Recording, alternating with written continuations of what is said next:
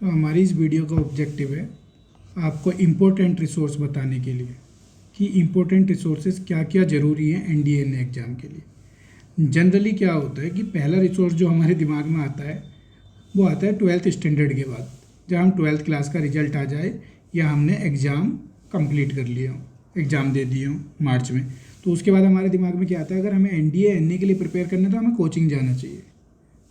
Coaching ये हमारा पहला रिसोर्स हो जाता है जनरली, कि जो कि नहीं होना चाहिए। क्यों नहीं होना चाहिए?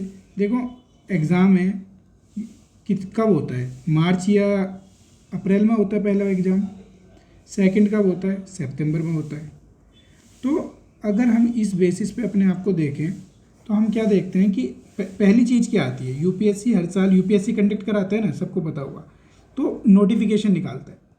और नोटिफिकेशन के अंदर जो सबसे इम्पोर्टेंट चीज़ होती है वो होता है हमारा सिलेबस, और जो जनरली हम नहीं देखते, तो जिसकी वजह से हम लैग कर जाते हैं, खुद ही फ़िल्टर आउट नहीं कर पाते कि भाई क्या इंपॉर्टेंट है क्या नहीं है। जब तक सिलेबस नहीं देखेंगे तो कैसे पता लगेगा ये इंपॉर्टेंट है। ठीक है, तो जब भी हम पढ़ने बैठे तो हमारी स्टडी टेबल पे एक हार्ड कॉपी होनी चाहिए। हार्ड कॉपी कहने का मतलब प्रिंट आउट होना चाहिए, किस चीज़ का, सिलेबस का, ओरिजिनल सिलेबस का, जो कि हमारी स्टडी टेबल पे होगा। तो उससे क्या होगा, जब भी हमें कोई चीज़ लैक लगेगी या हमें डाउट आएगा कि यार ये आएगा एग्जाम में नहीं आएगा, तो हम डायरेक्ट सिलेबस पे जाके कंसंट्रेट करेंगे और हमें पता लगेगा। ठीक है, ये हो गया हमारा पहला रिसोर्स।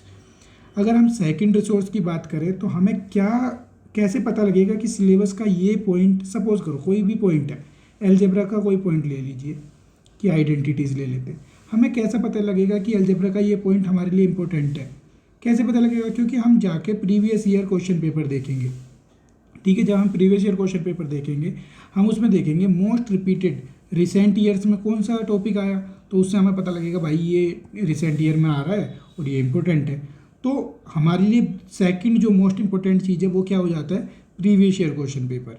ठीक है, और साल में 5 साल के काफ़ी हैं, मतलब सबसे पहले आप 5 साल का ट्राई करने की कोशिश करें, 5 साल सफिशिएंट होते हैं, क्योंकि 2 साल 2 बार हो रहा है एक साल में, तो 10 क्वेश्चन पेपर हो जाते हैं। 10 हमारे मैथमेटिक्स के हो जाते हैं जिसमें 120 क्वेश्चन होते हैं। और देखो, क्वेश्चन लगाने के लिए भी इससे बेस्ट क्वेश्चन तो नहीं बना सकते ना, यूपीएससी से बेस्ट क्वेश्चन कोई ना कोचिंग बना सकती है ना कोई बुक बना सकती है। क्यों नहीं बना सकती? क्योंकि वो एग्जाम कंडक्ट करा रहे हैं, वो उसी लेवल का क्वेश्चन पेपर बना रहे हैं। तो हम जब 120 गुणा 10 करेंगे तो हमारे 1200 क्वेश्चन तो यही हो गए ना। सबसे पहले हम यहीं से शुरू करते हैं, उसके बाद हम किसी भी बुक को फॉलो कर रहे होंगे तो हमें पता होगा कि कौन सा क्वेश्चन छोड़ना है और कौन सा हमें डेफिनेटली करना है। ठीक है, तो हम यहाँ से शुरू करते हैं और 10 क्वेश्चन पेपर हो जाते हैं हमारे जीएस के लिए। तो जो हमें सबसे बड़ी चीज़ लगती है, सबसे भारी डिफ़िकल्ट लगता है जीएस का पेपर, तो हमें एग्जैक्टली पता लग जाएगा कि क्या इंपॉर्टेंट है क्या नहीं है, क्या छोड़ना है। ठीक है, और मैं अभी आपको बता देता हूँ कि ये मिलेंगे कहाँ पे आपको।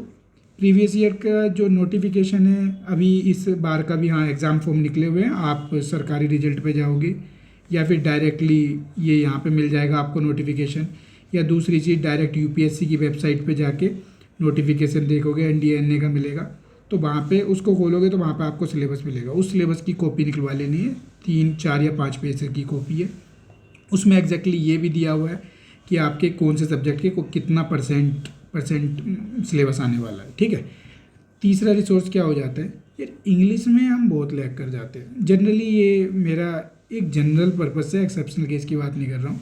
इंग्लिश में हम लैग करते हैं, तो हम एक बेसिक बुक कोई सी भी हो, मैं यहाँ पे किसी को रिकमेंड नहीं करूँगा कि कोई सी भी बेसिक बुक हो, वहाँ से हम क्या कहते हैं अपने टेंसेस और बेसिक चीज़ जो भी ग्रामर होती है, प्रीपोजिशंस हो गया, आर्टिकल्स हो गया, उनको कंप्लीट कर सकते हैं। तीसरी चीज़ वोकेबलरी। वोकेब का सबसे बड़ा फ़ायदा होता है, यहाँ पे तो ये इंपॉर्टेंट है ही कि इंग्लिश के जो हमारे 50 क्वेश्चन आते हैं, एक्चुअली अगर हम ध्यान से कभी देखेंगे ना तो वोकेब हमारा ज्योग्राफी और पॉलिटी में भी काफ़ी काम आ जाता है।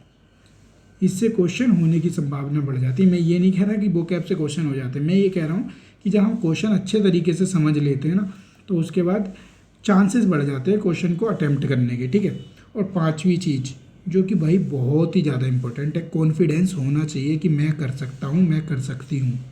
दोनों के लिए, लड़का लड़की के लिए। अगर ये हमारे पास कॉन्फिडेंस ही नहीं है तो यार बहुत मुश्किल है ना। तो अगर वोकैब के लिए मैं किसी को यहाँ पे क्या एडवर्टाइज़ नहीं कर रहा, लेकिन मेरे को ये बुक काफ़ी अच्छी लगी इंग्लिश वोकेबलरी के लिए, बेसिकली ये एसएससी वगैरह के लिए। लेकिन अगर हम देखे जाएँ एंटोनियम और सिनोनियम काफ़ी इसमें दिए हुए हैं। एंटोनियम सिनोनियम है। ईडियम्स एंड फ्रेजेस भी अच्छी हैं कि जो रिपीटेड है, रिपीटेड एग्जाम में आती हैं, आपको यहाँ पे अपने प्रीवियस ईयर में भी मिलेगी और यहाँ पे भी। तो हमारे 5 रिसोर्सेज कौन से हो गए इंपॉर्टेंट।